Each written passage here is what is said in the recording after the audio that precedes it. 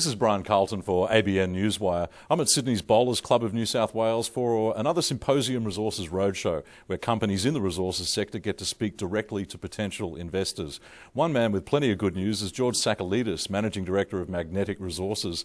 But that's not unusual. George is largely responsible for the world-class Silver Swan nickel deposit and the truly impressive Dongara mineral sands deposit. Perth-based Magnetic Resources has outlined a number of significant iron ore, uranium and gold targets in WA, the iron ore in an unexpected part of Western Australia, and if the legend's correct, via an unusual method. George Sakalidis joins me now. Welcome to ABN Newswire. Yeah. So did you really try to find iron ore near the rail lines rather than build the rail lines or get somebody else to do it for you once you'd found the deposit? We had an inkling that some of the railway lines had some material which were quite interesting and nearby, and then we also thought, well, we should be searching in the southwest of WA because that's an area which hasn't been looked at.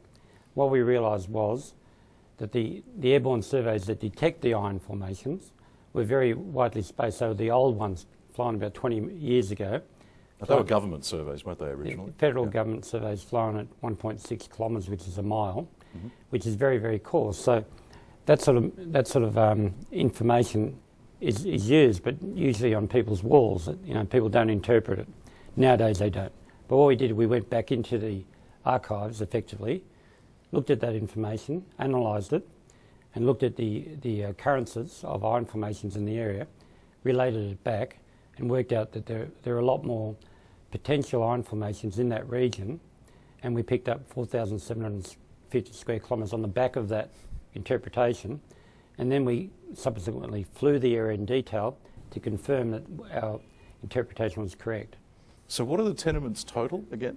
What was that number you just threw out? 4,749.5 kilometres. Which is only a dot on Western Australia, but it's a significant area of tenement, isn't it? It's a huge area, but you got to.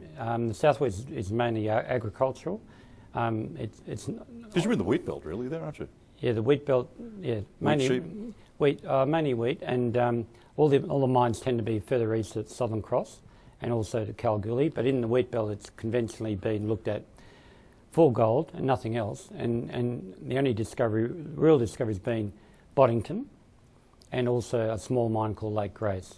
Now, you've announced an increase in iron ore targets just this week. What was all that about?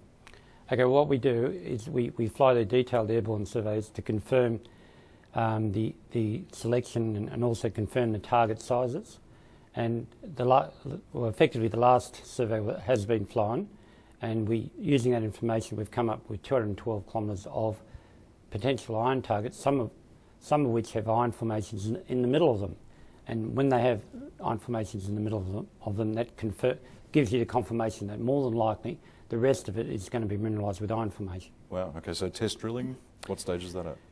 We've done 13 holes in one area, about 1 kilometre long, so we've got 211 kilometres to go, which some people might take the negative, which some people would. Oh, no, I would have thought that's a very optimistic thing. And they would say, well, shit, you've got so much drilling to go and all that sort of stuff. At the same time, it is very positive in that the first kilometre is delineated very attractive material, and we expect to find a lot more. And at the same time, the tonnage expectation is huge. So, you prepared to put a number on that at this stage? Well, we're starting low at 500 million tonnes, which is a big number. Wow, that's a very big number. Yeah. Now, you've got Chinese and I believe Korean investors looking closely at magnetic resources. If that does turn into a significant investment, how will it impact your plans on the ground? Well, we like talking to people, and we don't have a problem with that. A lot of people don't want to give secrets away, but we've picked up the ground, therefore we don't have an issue. When we talk to Chinese investors, which we do, we're happy to talk, but at this stage we don't want to deal. A lot of companies deal prematurely and give the company away, and we've got a lot of experience in that. The best thing to do is to work it up, get the share price up as high as possible. If they want to buy, make them buy at a reasonable level rather than a desperate level. You know, people, if you want, we're currently at 40 cents, we think it's worth, $4, so don't deal at 40 cents. Don't need to. Talk, that's about it. Let's not forget uranium. You've discovered some more of that too. Whereabouts? How much? Okay, the uranium is in the southwest as well, but it happens to be north of Southern Cross. We're in the middle of a drilling program testing 2 by 2 kilometre long uranium soil anomalies, and that will give us a view on what's obviously what's underneath. We have anomalous uranium in the soils up to about 250 ppm, and once we've done that drilling, we'll know the significance of the soil anomaly. So we're currently drilling 3,500 metres. Wow. Now, you were talking to investors tonight. What was your main message to them? Really the upside in magnetic. We've come a long way since January, but really the results are quite spectacular in terms of iron. We've done some drilling as well. The upside is huge, and basically I'm saying, well, get on board and just go for the ride like the rest of us. How big's the ride going to be? I don't know. We don't know, but I predict quite a good one. George Sakalidis, Managing Director of Magnetic Resources. Thanks so much for joining me today. Thanks, mate. This is Brian Carlton for ABN Newswire.